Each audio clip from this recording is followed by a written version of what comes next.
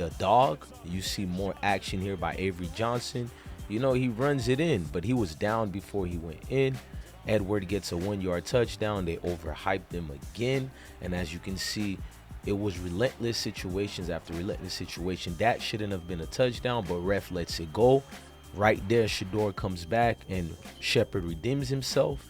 And Shador helps push pretty much the assessment of the game. We're going to start the show the right way. I have to talk through it because of copyright reasons. Salute.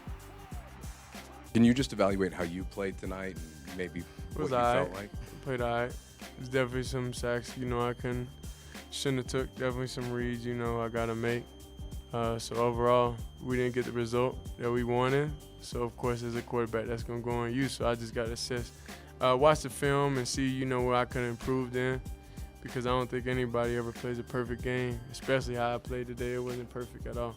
So, yeah, just go back, watch the film. About Shiloh, just what you thought about his play tonight? I thought he played horrible. I thought he was rusty. I thought he didn't have his footing. I thought he wasn't breaking down. He was coming up trying to make the play, but open field one-on-one tackle with that kind of back is that ain't an easy task. But he's going to do better. I know what he has in him. Not to make the excuse for the game, but Colorado had key pivotal injuries such as Jimmy Horn Jr. and Travis Hunter. But, we lost a game that we clearly should have won. And I think most people knows this. Even if you're a hater, we should have won this game. But all I got to tell y'all is, man, to be continued. Y'all keep supporting this platform and this channel. I'm about to start the show for y'all. Hit that notification bell, smash that like button, subscribe, like, and share. Salute, family. This is DJ Bless One, the best one. I've been broke so many times, I don't know what to believe. Mama say it's my fault, I wear my heart on my sleeve. Content. Make sure you subscribe to this channel. Because we're on a mission to get him 1 million subscribers before the season starts. We need a million subscribers, and if you subscribe and get somebody else to subscribe, we will eclipse that quickly. But if you do that and you prove to us that you've done that, we're going to give you a call. All right? We'll give you a call. We'll do that. We'll make that happen, or we'll go live. Great football game today, guys. I did a lot of assessment about this game. The score was Kansas State 31, Colorado 28. And let's just be honest, bro. There was no way we should have lost this game. I want to criticize how overrated Kansas State is because they are overrated. But I can't focus on that because we cost ourselves a game. So we got to look at it. It's a good thing and bad thing. It's a good thing because since last year and this year, Colorado been hanging with every other team besides Oregon. Oregon was the only team that just made us don't even belong. I admit that. But everybody else, we showed proof, bro. This is a program that's fastly growing quick. They're getting respect from real players, not you haters and non-sport fans who love being in the comment sections. Y'all don't count. But great game. Now, what cost us the game is why I got to focus on Colorado losing instead of Kansas State the most. But let's get a quick summary. So it was a back and forth, good football shootout like we was in Texas or something, bro. You're looking at Avery Johnson. I think he's overrated, but he came through at the end of the quarter to have 223 yards or something like that. He only had like 102 yards. He's an overrated gimmick quarterback. He's taking pictures and signing autographs during the game. Can you imagine if Shador did that?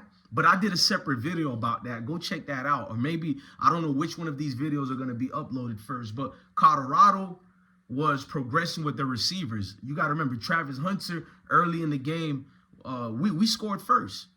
We had the game on cruise control until Travis Hunter has like a left shoulder injury, a left arm injury, and twixes here and there. I'm pretty sure the personnel said, we don't want to cause further injury, sit him out. Will Shepard was doing good again, but he had a game like Baylor where he performed outstanding and had a key pivotal drop, but then came back to make amends. You feel me? Because he had a drop where that could have easily been a touchdown, but he didn't look down on himself. The Vanderbilt transfer transformed into an actual professional. A professional is knowing how to make a costly mistake and forget it and move on to the next play. That shows you your career is going to be playing on Sundays. Mr. Will Shepherd will be playing on Sundays, ladies and gentlemen. But let's keep going forward. Just like Xavier, who's at the Cardinals right now of Arizona, he is going to get drafted as well. But Jimmy Horn was injured. Travis is injured. But Shedeur has proven over and over he's the #1 pick in the draft. I like Travis Hunter. I think he's the Heisman runner, but I don't know how on earth Shedeur is not second in voting for the Heisman. He has performed over and over again. Look, offensive line been playing well all season besides North Dakota game, but then they came back. But this game, they showed a little bit life. You lying ass bitch. Dakota game, but then they came back. But this game, they showed a little bit life of what they did at North Dakota, meaning that there was some miscues. Shedeur led in sacks last year. I don't know if he's going to lead this year in sacks, but it's looking like it. At least he's going to be in the top 5 quarterbacks getting sacked, because he got sacked a lot in this game, and it shouldn't have happened.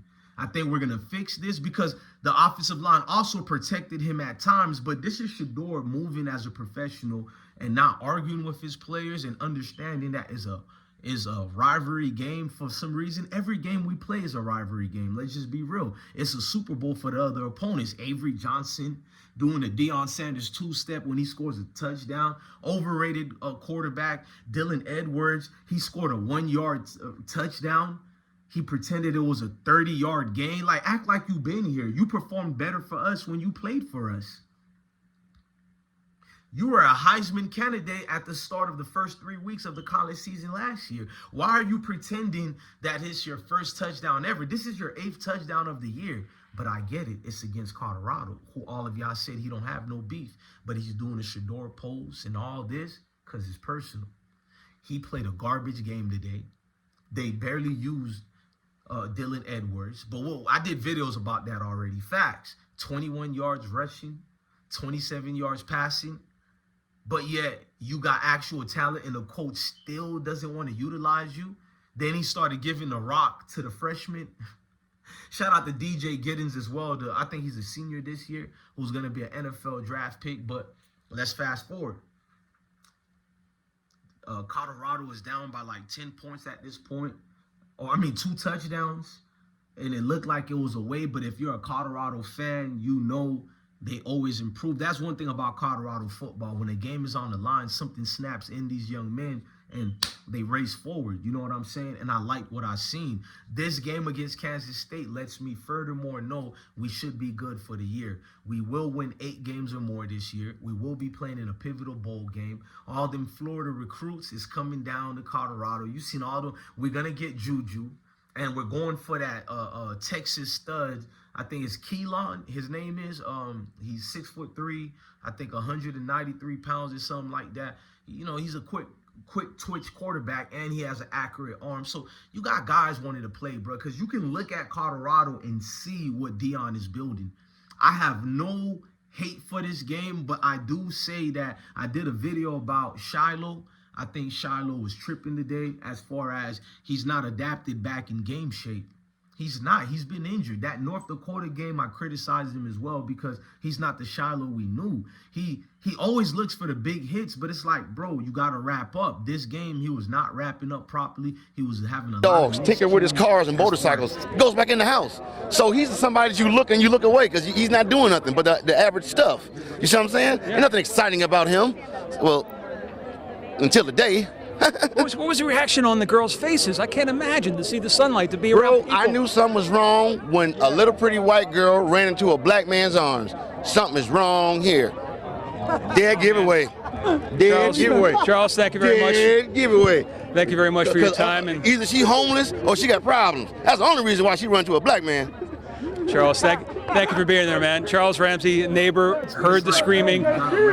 This game, he was not wrapping up properly. He was having a lot of miscues as far as tackling. And it seems that the secondary and the linebackers were off with Shiloh being there. He was leaving his assignment early to be looking greedy for the big hits. It's like, come on, man, bro. Like, everything can't be for the big hits. And I rock with Shiloh a lot. Y'all all be saying, bro, you're a groupie of Shiloh, because you know I like Shiloh. I said no matter what he does in life, he is going to make it because he's hella talented. Even if it's in the entertainment or the sports world, this man is entertaining. He's talented like no other. But the North Dakota game and this game, he hasn't been Shiloh. I think he should have come off the bench and they could have assessed him to see if he's good enough. As far, we know he's good enough to start, but like good enough healthy to come back and start next week. He shouldn't have started right back from injury. You're supposed to see where a player is at. And it threw everybody off balance because Cameron Killer Silman Craig, he played a hell of a game. I told you he has a cerebral mindset. He's like a Bob Sanders mix with Ed Reed on the field. And I think he was thrown off because Shiloh got thrown back in there. Killer Cam got to do his own thing when Shiloh was not there. Let's just be real. He got to command that field like a field general. You put Shiloh there, it confuses things, man. The defense just started gelling together. There was no need for Shiloh to start this game at all. Defense has been improving, and they almost reverted back to that North Dakota game. There was no way we're supposed to lose to Kansas State today. That's my little disappointment, but you can't handle injuries. Our key players were injured. I mean, injuries happen. You can't use it as an excuse. So I'm an upfront book with y'all. You know what I mean? I ain't going to dance around that, even though we know we could have won. But a loss is a loss. We lost. Got to accept it. We lost. But it hurts because when you know a team you're supposed to be, I don't care if Kansas State was ranked the #1 team. We know football. I know football.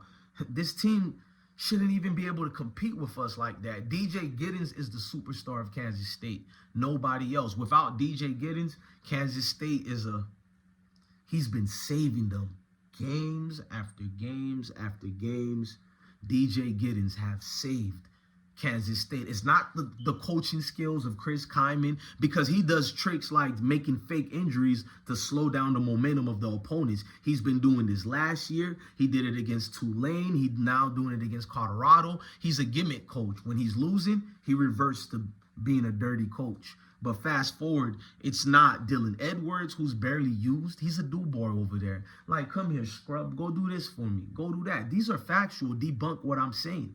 Am I saying Dylan Edwards is trash? Hell nah. We could definitely use him right now in Colorado. We know how to use him.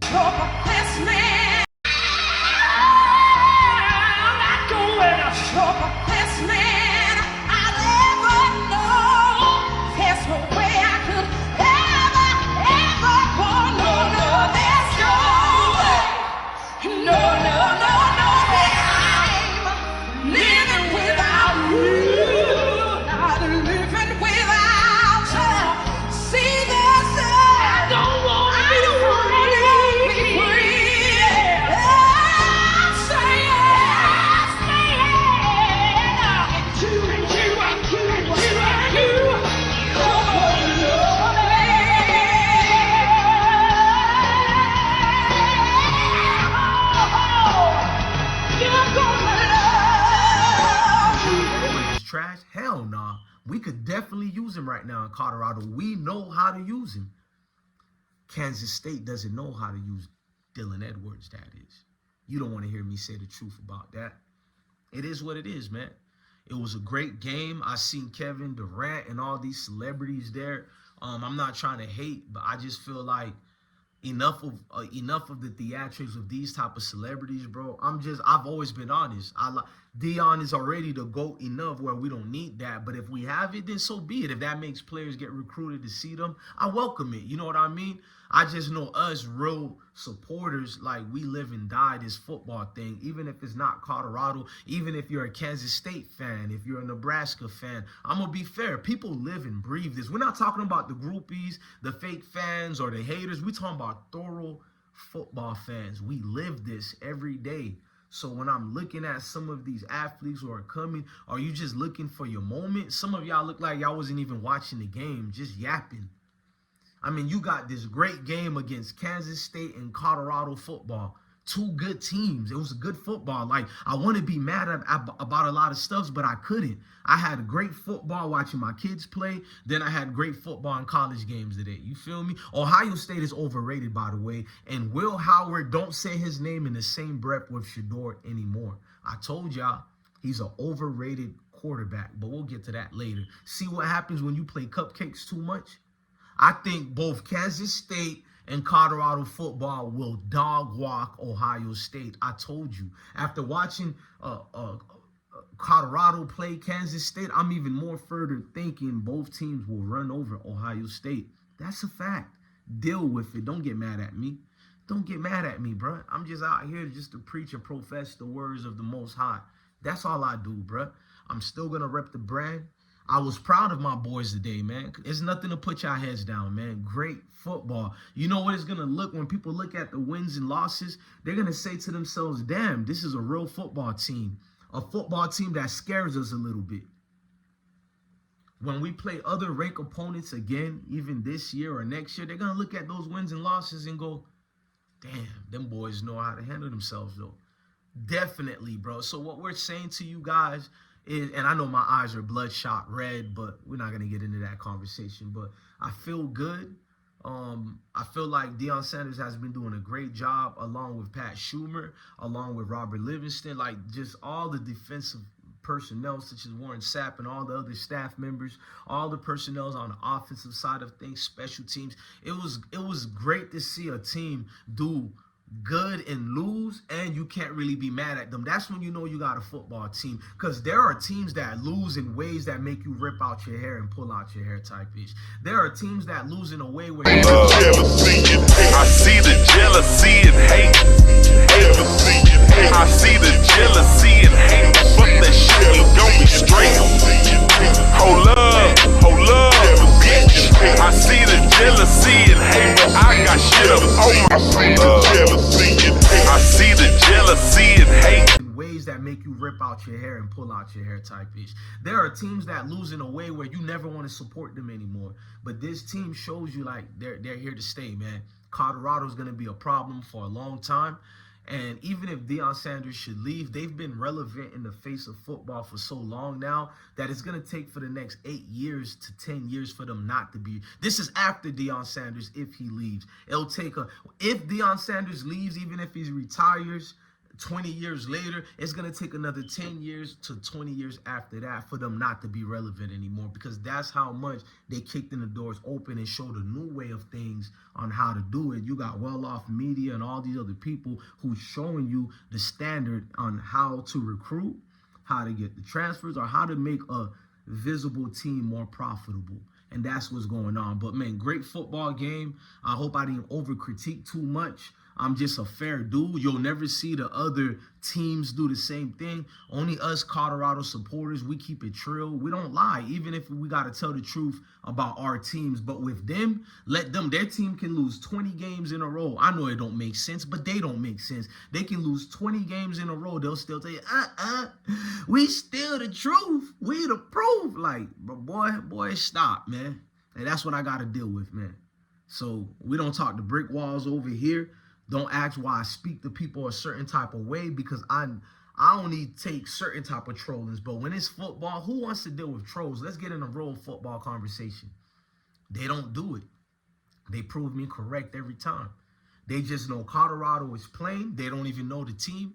They say it could be Colorado versus Jupiter. These dudes are going to be like they're a Jupiter fan now. But man, this is bigger than football. It's deeper than football. I'm DJ Bless, one of the best one, man. Love your family. Love your kids and stay blessed. Heart been broke so many times.